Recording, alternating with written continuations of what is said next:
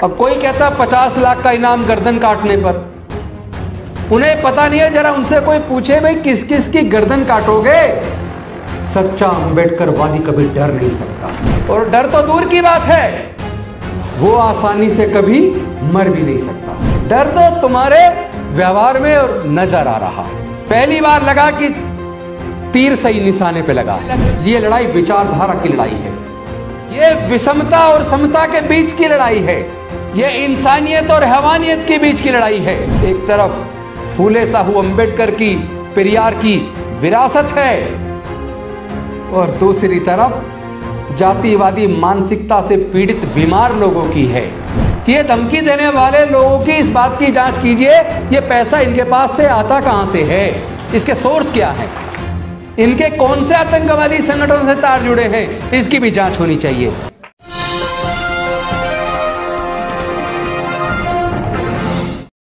मैंने एक विधायक रहते हुए और एक मंत्री के तौर पर, रतनलाल जी इस बात के गवाह, और आप लोगों ने भी अगर दिल्ली की विधानसभा की डिबेट को सुना हो,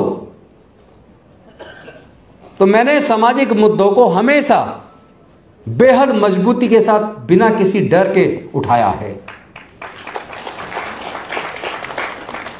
अब कोई कहता 50 लाख का इनाम गर्दन काटने पर, उन्हें पता नहीं है। जरा उनसे कोई पूछे भाई किस किस की गर्दन काटोगे? सच्चा अम्बेडकरवादी कभी डर नहीं सकता, और डर तो दूर की बात है, वो आसानी से कभी मर भी नहीं सकता। हमारे अंदर जो खून का प्रवाह है वो डॉक्टर बाबा साहब अम्बेडकर का खून है। उसको डराने की कोशिश मत करना। डर तो तुम्हारे व्यवहार में और नजर आ रहा है। पहली बार लगा कि तीर सही निशाने पे लगा है। चूंकि ये लड़ाई तलवार से, तीर से, बंदूक से नहीं लड़ी जा सकती।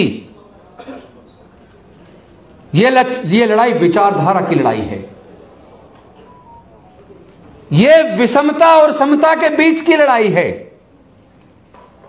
ये इंसानियत और हैवानियत के बीच की लड़ाई है, ये मानवता और दानवता के बीच की लड़ाई है।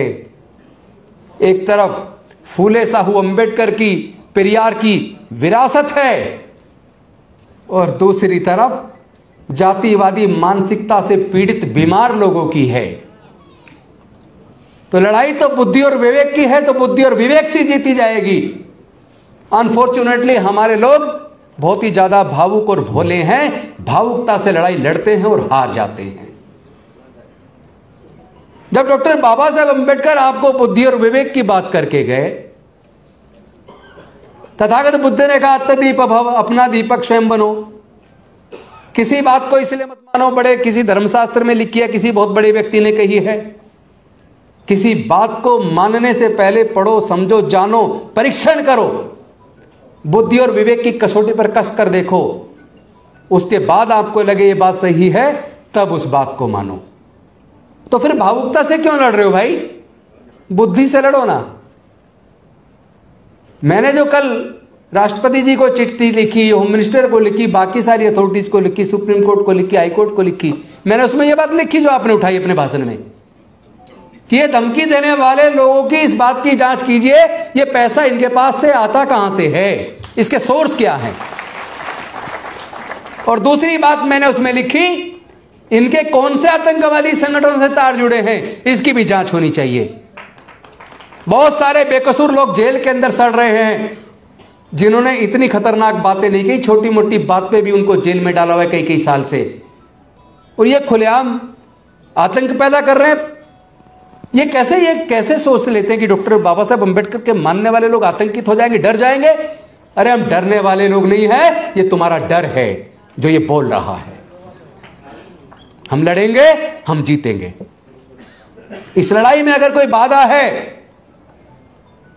तो इस लड़ाई की बाधा वो लोग नहीं है जिन्होंने जातिवादी वर्णवादी व्यवस्था को बनाया। इस लड़ाई में अगर कोई बाधा है तो हमारे अपने समाज के लोग हैं। मैं स्पष्ट कह देना चाहता हूं, जाति उन्होंने बनाई, जाति से उन्हें फायदा हुआ, वो जाति को जिंदा रखना चाहते हैं। हमें हजारों जातियों में बांट दिया और हम भी जाति को जिंदा रखे हुए हैं। जातियों को बनाए रखोगे तो फिर जीतोगे कैसे? अरे आपको अगर मेरे शब्दों में जरा सा भी झूठ नजर आए तो राजेंद्र गौतम की गर्दन काट देना। जितने दलित बहुजन है, जरा सबके ब्लड के नमूने लेकर अच्छी से अच्छी लैब में जांच करा लो तो डीएनए से पता लगेगा हमारा खून एक है। अगर हमारा खून एक है तो फिर आपस में रोटी बेटी का रिश्ता करने में दिक्कत क्यों है? हम लोग टुकड़ों में क्यों बटे हुए हैं?